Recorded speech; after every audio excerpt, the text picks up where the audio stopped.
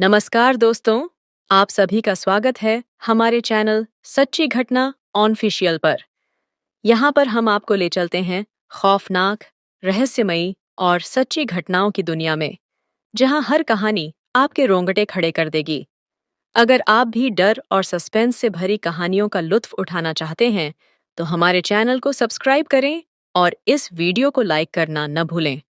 चलिए अब शुरू करते हैं आज की कहानी, भूतिया हवेली की सच्ची दास्तान जो आपको चौंका देगी। वर्ष 1995 की बात है। उत्तर प्रदेश के एक छोटे से गांव में एक पुरानी हवेली थी, जिसे लोग शापित हवेली कहते थे।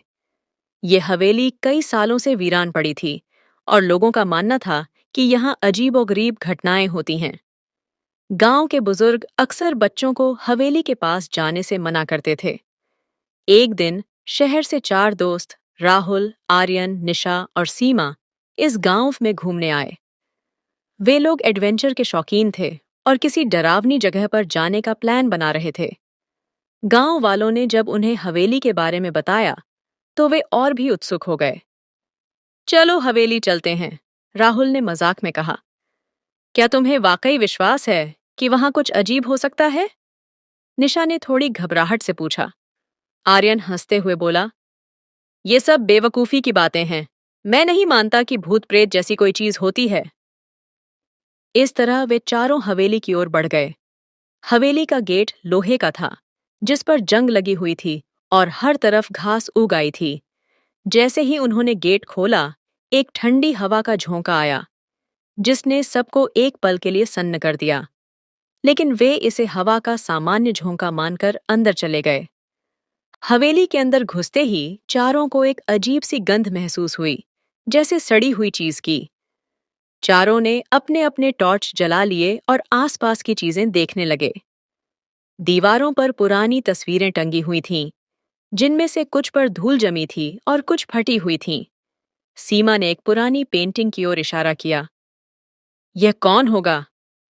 पेंटिंग में एक आदमी था जिसके चेहरे पर गंभीरता और आंखों में गुस्सा झलक रहा था। शायद ये हवेली का मालिक रहा होगा। तभी निशा को एक दरवाजा दिखा जो आधा खुला था। इसमें क्या होगा? उसने धीरे से पूछा। चलो देखते हैं, राहुल ने दरवाजा खोलते हुए कहा। दरवाजा खुलते ही एक बड़े कमरे का दृश्य सामने आया।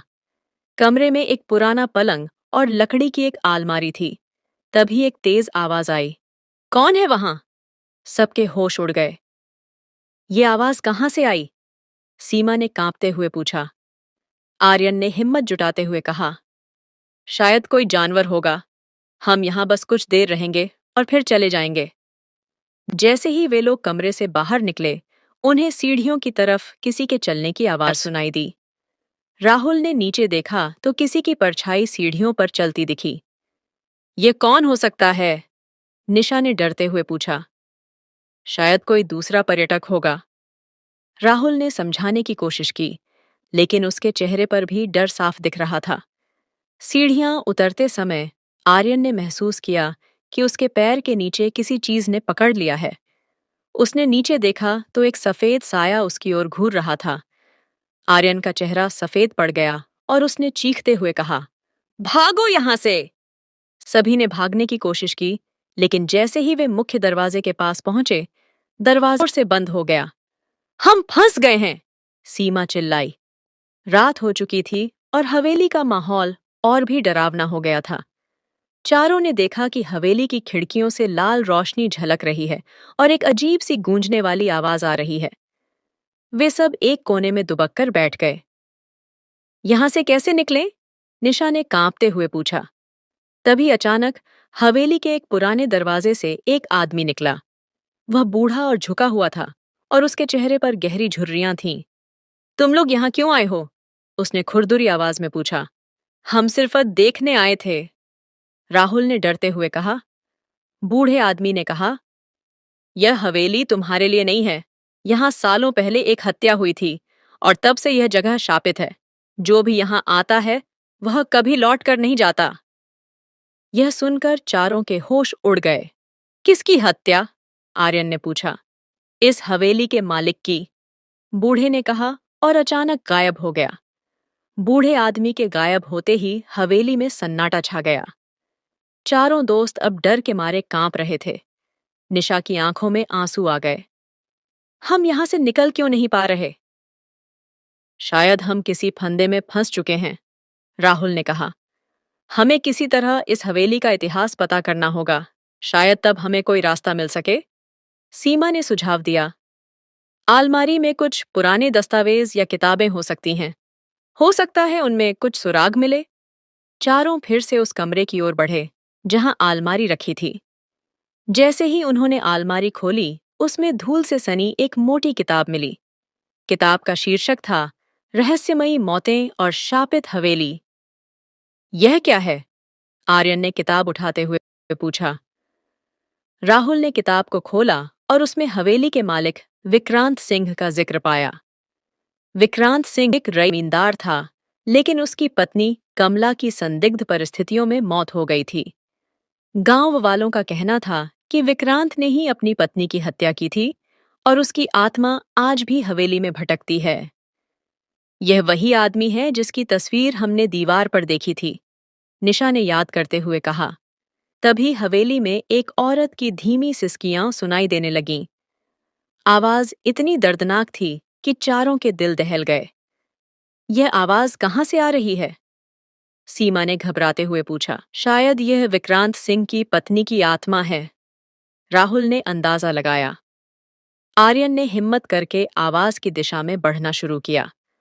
वह हवेली के पुराने कमरे की तरफ जा पहुंचा, जहां एक पुरानी पायल पड़ी थी।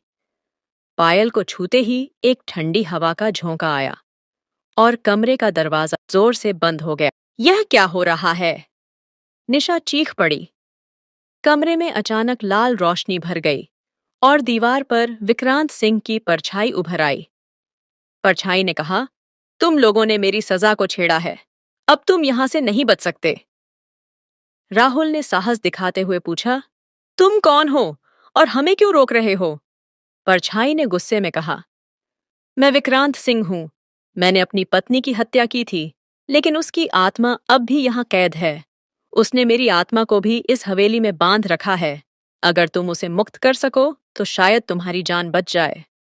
सीमा ने रोते हुए पूछा, हमें क्या करना होगा? विक्रांत सिंह की परछाई ने कहा, इस पायल को हवेली के पिछवाड़े में दफन करना होगा, जहां मेरी पत्नी की लाश को दफनाया गया था।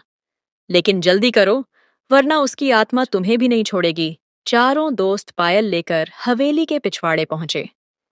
रास्ते में उन्हें कई डरावनी परछाइयां दिखीं, लेकिन उन्होंने हार नहीं मानी।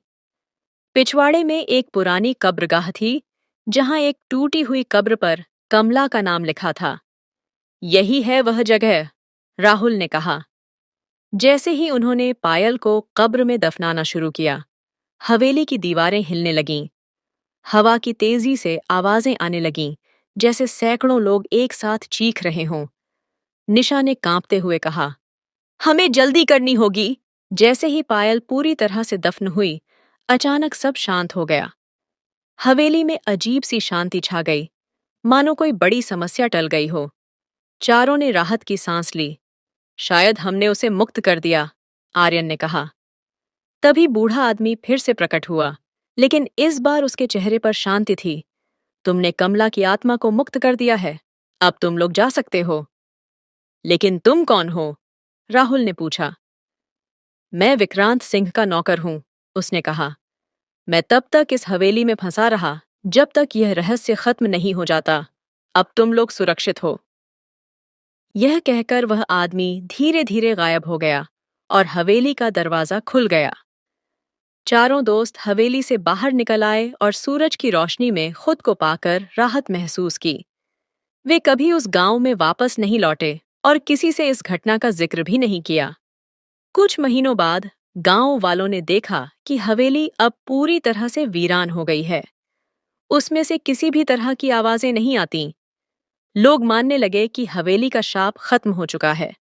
लेकिन एक रात गांव के एक बुजुर्ग ने हवेली के पास से गुजरते हुए किसी औरत की हंसी सुनी। क्या हवेली का शाप सच में खत्म हुआ था, या फिर यह अभी खत्म नहीं हुई? अंत या एक नई शुरुआत? इस प्रकार कहानी खत्म होती है। लेकिन हवेली का रहस्य अब भी एक अनसुलझी पहेली है।